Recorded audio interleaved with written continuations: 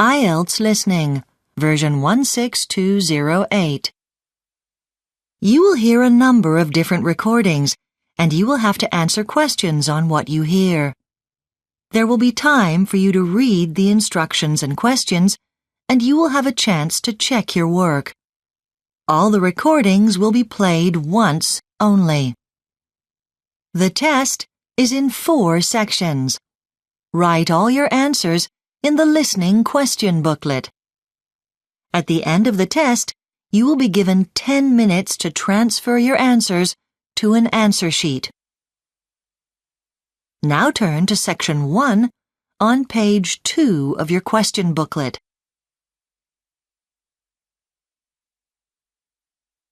Section 1.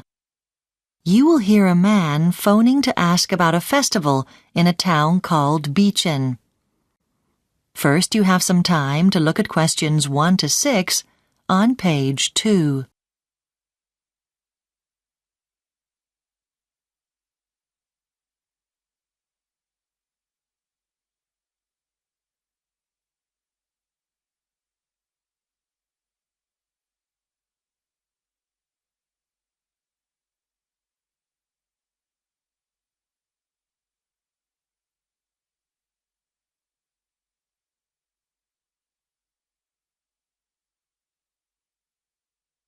You will see that there is an example that has been done for you. On this occasion only, the conversation relating to this will be played first. Beechen Festival Office? Oh, hello. I want to check some details about the festival. I know tickets are running out fast, and I haven't got access to the internet at present. My computer's down. OK. Well, the first activity is on June the 19th at 7 p.m, and it's a concert with local musicians performing. Oh, lovely. The activity on June the 19th is a concert, so concert has been written in the space. Now we shall begin. You should answer the questions as you listen, because you will not hear the recording a second time. Listen carefully and answer questions 1 to 6. Beechen Festival Office? Oh, hello. I want to check some details about the festival. I know tickets are running out fast, and I haven't got access to the internet at present. My computer's down. OK. Well, the first activity is on June the 19th at 7 p.m, and it's a concert with local musicians performing. Oh, lovely. Is it in the theatre, like last year? Yes, that's right. And for the next activity, on the 20th, the time's changed. Is that the tour? Yes. Now, it does say on the tickets that it's a 3:40 start, but that's an error. There wasn't time to update them, unfortunately, so it should say 4:30 instead. The correct time is on the website, though. Oh, right. Because one of my friends wants to go on that, to see Beechen with an expert and find out about the town and its history. Does she need to get a ticket in advance? No, just turn up at the station where the guide will be waiting. They'll start from there, and I think the plan is to stop for a break in the park. And there's no charge for the tour. And the tour will finish with a visit to the 16th century mill where they used to make flour. It's recently been restored. Fine. And then on the 21st, there's an all-day event for children. Oh, that could be good for my visitors. They're bringing theirs, you see. Right. Well, the plan was to have a painting competition for the kids, but it's now going to be cooking instead, and there'll be prizes for all the different age groups. Oh, great. And it's in Beechen Community Centre. Oh, yes, I know where that is. They don't need to bring any ingredients, but they'll need to have a plate to put whatever they've made on so they can display it and then take it home. Sounds good. And are they going ahead with the fireworks in the evening, or is that cancelled? There was an article in the paper after last year's display which suggested it might not be happening again. That's right. No, that's still on. It's getting more popular each year, and having it in the town square was starting to be a bit difficult because of the numbers, which is why it's next to the river this time. It'll be easy for large numbers of people to get to. Yes, of course. I'm sure there's lots to look forward to. Before you hear the rest of the conversation, you have some time to look at questions 7 to 10 on page 2.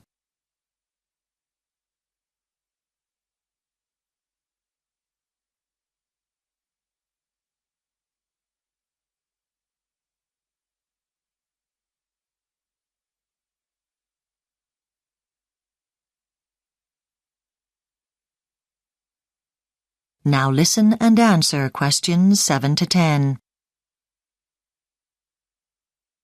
OK, now, I just want to check how it's going to impact on me as a local resident. I mean, some people last year thought it was too noisy at night. Yes, I know. And that's why this year, evening events won't go on beyond 11:15. I know previously some activities lasted until 11:45. And the new time applies now to all the events, every evening. OK. And another change, perhaps you know about this already, is that because of high visitor numbers, parking in the town centre isn't going to be allowed. It'll be outside town. Oh, yes, to keep the streets clear, I suppose, for all the visitors. I did know, actually, and it's not really going to be a problem for me. Right. I mean, I can just walk into town from my home. OK.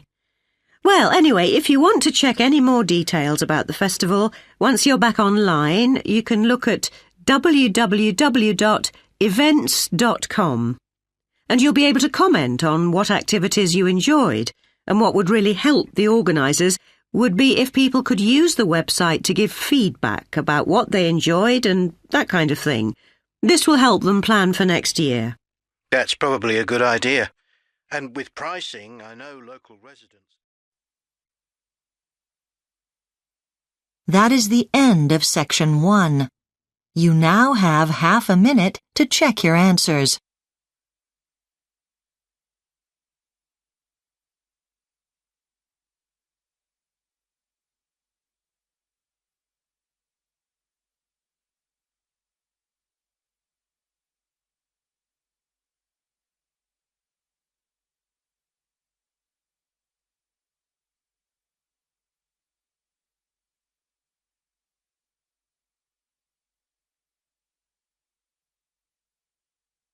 Now turn to section 2 on page 3.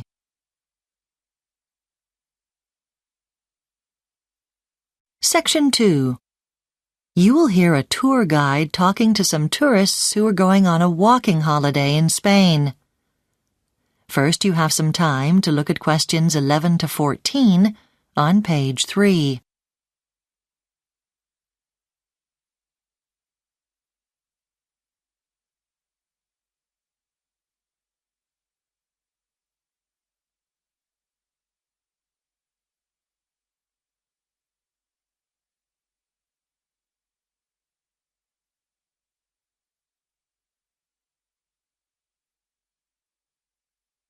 Now listen carefully and answer questions 11 to 14. Well, good evening, everyone. My name's Gary Payne, and I'll be the leader for your walking holiday in Spain. And the purpose of this evening's meeting is for us all to get to know each other in advance and for you to ask any questions you may have about the holiday. So I'll begin by telling you a little bit about what to expect. Now, the ferry crossing from England to Santander in Spain takes about 24 hours. We'll be sailing on the Prince Regent, which was first launched in the 1980s. As well as the crew of 160, it can accommodate about 2,000 people and 600 cars, and it sails at an average speed of 37 kilometres an hour. There'll be an onboard map on one of the decks, which charts the ship's progress during the voyage. Although our minibus will be on one of the vehicle decks in the boat, access to these decks is prohibited during the crossing, so when you leave our bus, you'll have to take everything that you're likely to need with you, like toiletries or books and magazines. In fact, it's probably a good idea to put these things in a separate bag beforehand. You shouldn't need snacks on board as meals are provided, and they're quite substantial. And if you don't feel well or get a headache, you can get tablets from me. I always carry an adequate supply. Now, once we're in Spain, we'll be based at a hostel in a small village called La Vega de Libana, about 120 kilometres from Santander. It's a very picturesque area that's retained a lot of its traditional industry and culture. The hostel accommodation's fairly simple. There are bunk beds and each room holds 4 to 8 people.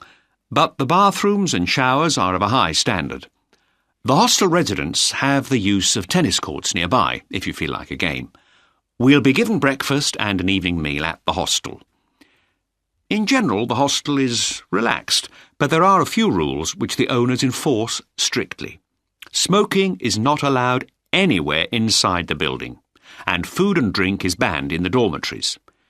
Any chairs or tables which you take outside into the gardens must be returned every evening to their original place. And finally, the doors are locked after midnight out of consideration for other guests who are trying to sleep. Before you hear the rest of the talk, you have some time to look at questions 15 to 20 on page 4.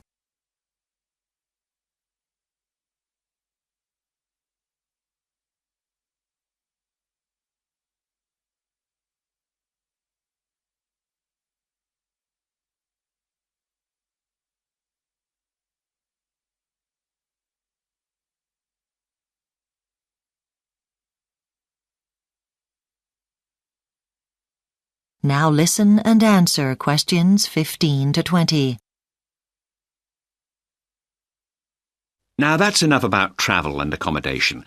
But before I move on, I should say something briefly about equipment. There's a list in the guidebook you've been sent, but I'll just elaborate on 1 or 2 items. First, boots. Make sure that the ones you bring have thick soles. That's the most important thing. Don't bring trainers for walking in. Apart from anything else, they're dangerous because they slip. It's important to bring spare socks. Then, about waterproofs. I'd strongly advise you not to come with anything heavy, with a thick lining. The ideal things are those lightweight ones, because they fold up small, and although they do keep the wind out, they don't make you too hot. Right? Next, sun cream. This is absolutely essential. And regarding the strength, make sure you get what's known as total block. Even factor 25 isn't good enough for those latitudes in July. Then, let's see. Bring a folder to keep your map and other papers in, one of those plastic ones. It's not very likely to rain, but if it does, you'll find it soaks everything. So, that's the practicalities over. Now let me tell you a little bit about the area in Spain where we'll be walking. The Picos de Europa. It's a very popular area for tourists because of its spectacular peaks. Although they're only 25 kilometres from the sea, the highest peaks are more than 2,600 metres high and have year-round snow caps. On the highest peaks, you've got alpine plants that are only free of their snow cover for a few months a year. Then you've got meadows that are full of wild flowers at certain times of the year. Then the northern slopes are covered by woodlands, giving homes to rare species such as wolves and bears. And because of the variety of plant life, which survives in that part of Europe due to the traditional way of life there, That is the end of section 2. You now have half a minute to check your answers.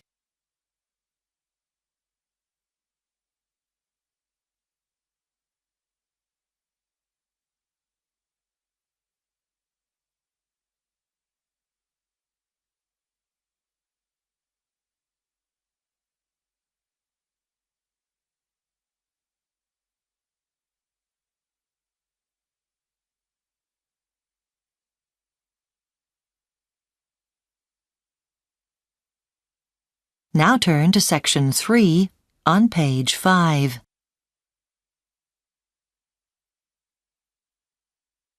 Section 3.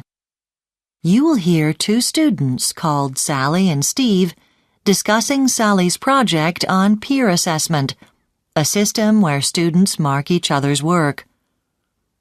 First, you have some time to look at questions 21 to 24 on page 5.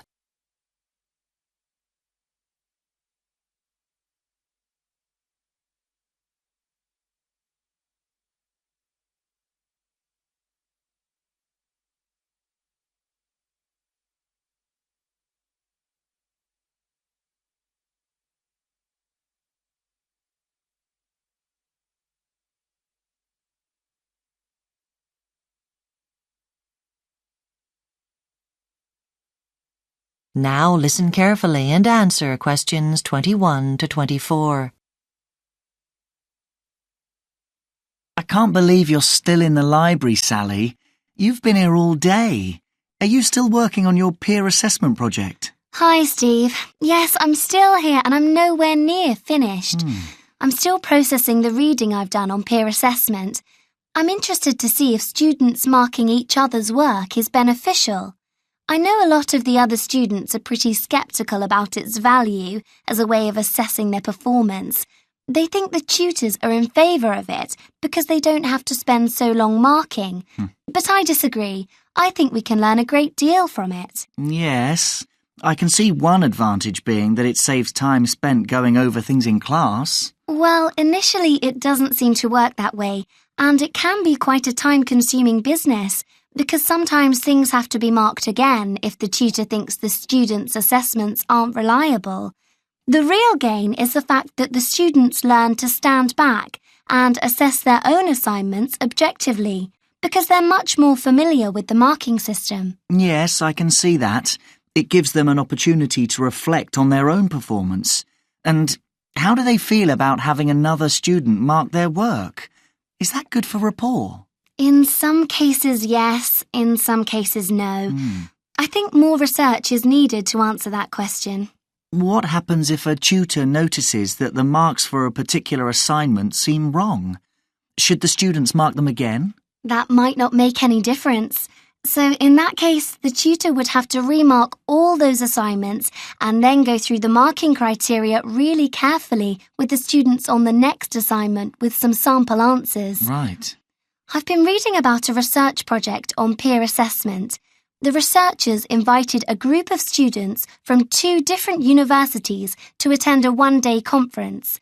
They also invited some university lecturers to attend. Each student gave a short presentation on a project of their choice.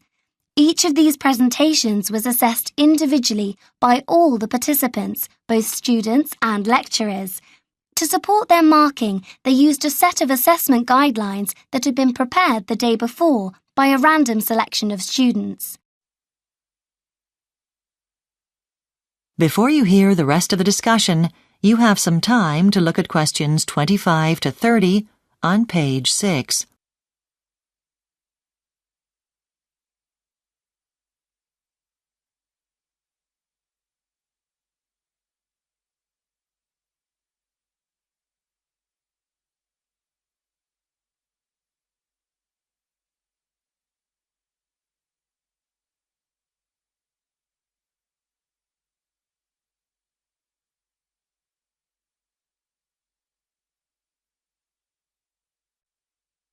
Now listen and answer questions 25 to 30. So, were the student markers reliable? Well, comparisons were made between certain categories of student markers and the group as a whole, including the lecturers. The findings showed that there were some variations in the way different groups marked. Gender did come into play, for example. I expect the male students were more generous when marking female presenters, were they? Quite the reverse, actually. They were harder on the female presenters than on the males, which wasn't what I'd expected either. Did female students show any bias towards male presenters? Interestingly not. So, does that suggest women are fairer and more reliable markers than men? Well, I wouldn't go that far. It's only a small sample. But significantly, the results showed that when women marked other women, this didn't affect the grades they gave. What about age? Were you able to come to any conclusions about that? Yes, because we had some mature students presenting and we found the marks awarded to them by their younger peers were rather more generous. Oh, I wonder why that is. Now, you said there were groups of students from 2 universities. Did they tend to favour students making presentations from their own universities? It didn't seem to influence marking one way or the other, which is quite encouraging. We'd been interested to see if students' personal relationships affected their objectivity. One striking variation, though, was in the students who'd been asked to help devise the criteria for the marking scheme. They were actually the toughest markers of all, marking consistently below the tutors. Really? Well, it sounds as if it's generated lots of useful data. I expect you'll be here for days. That is the end of Section 3. You now have half a minute to check your answers.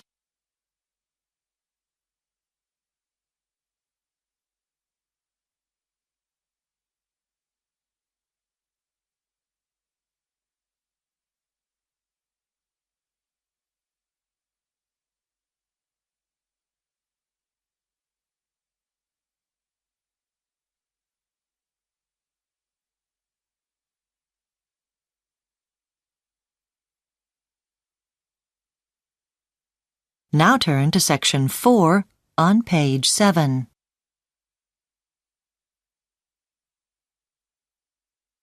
Section 4. You will hear part of a linguistics lecture about a language called Bishlama that is spoken in the Pacific Islands.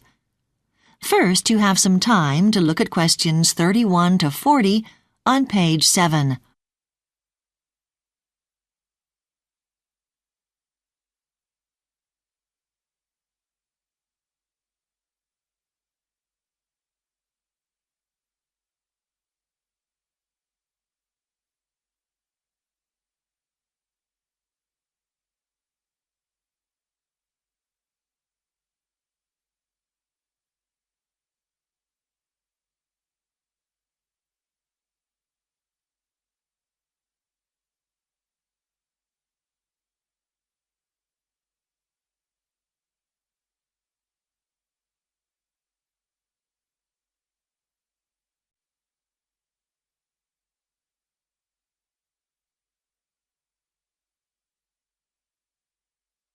Now listen carefully and answer questions 31 to 40. Good morning and welcome back to this series of linguistics lectures. Today, I will be talking about the language Bishlama, which is a form of Pidgin English. Linguists use the term Pidgin to describe new languages that are created by combining two or more existing languages, often in a simplified form. The study of Pidgin languages is important because it provides us with information about language change and modification. The Pidgin English known as Bishlama is used in the South Pacific nation of Vanuatu, a group of islands where 81 first languages are still regularly used by the local people. There are a further 17 local languages that are in danger of dying out and 8 that have been identified as extinct. This gives a total of 106 first languages in all, a very high number for a small country with a population of just 200,000 people. Then thinking about foreign languages, English is the most important and has official status largely because it is the medium for all education purposes. However, it is Bishlama that is the most widely spoken language in the country, used regularly by more than 90% of the population. We should note here that in earlier times some people had negative feelings towards the language. In fact, for many years it was commonly referred to as a broken language and its use was discouraged. But attitudes have changed dramatically and today the people of Vanuatu are very proud of this unique language. It is only when we understand the historical context that we can comprehend just why Bishlama developed in Vanuatu. The first form of Pidgin English in this region can be traced to around 1800, when foreign traders arrived and local people were recruited to work as sailors. On board multilingual ships, there was an obvious need for a common tongue and Pidgin English was born. This early form of Bishlama continued to spread as trade in the Pacific developed in sandalwood and other local commodities. Then from about 1860, a lot of people from Vanuatu travelled to Australia to work on the new plantations as labourers. Again, because of the multilingual nature of these workplaces, it was very important to have a common language. Finally, in modern times, there have been other pressures that have maintained the need for a common language. Like many other parts of the world from about the 1950s, Vanuatu experienced a significant migration of its people from small villages into the city, and it has been here that Bishlama has really established itself as the country's first language.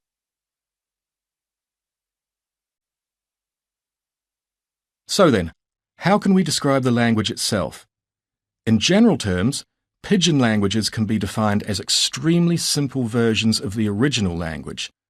However, this is not a satisfactory definition in this case, and linguists prefer to describe Bishlama as a developed Pidgin because it has more rules and ideas than most simple Pidgin languages found in other parts of the world. Let's think first about the vocabulary. Because Britain was the colonial power, the majority of Bishlama's vocabulary is derived from English. However, some care needs to be taken here. For example, the word from in Bishlama can also mean because of, so we need to be aware that words can have a wider range of meanings in Bishlama. Indeed, there are numerous other potentially misleading terms, and English is not the only contributor to the vocabulary. Again, because of the region's history, there are some words, around 5 to 10%, that are derived from French. Then, a relatively small number of words have been taken from local Pacific languages. Usually this is the case where there is no English equivalent for naturally occurring phenomena or to describe some aspect of the culture that is unique to the country. Finally, a word about grammar. Although the vocabulary is based largely on English, it's important to note that the grammatical structure of Bishlama is derived from patterns common in the local languages of Vanuatu. So, for example, there are two distinct pronouns meaning we. One means I and you, and another means I and some others, but not you. Sounds confusing in English, but in the local languages, such distinctions are common. A different example concerns the word long. It is almost the only preposition in Bishlama and may be used in place of a whole range of English words such as at, to, with, on, in, and so on. Well, that is the end of the formal part of the lecture. If you have any questions now, I'll be most happy to answer.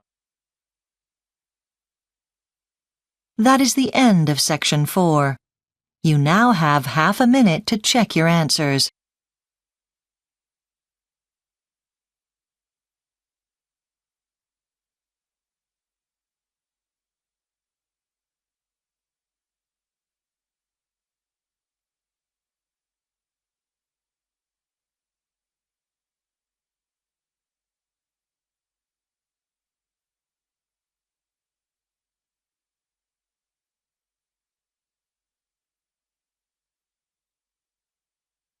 That is the end of the listening test.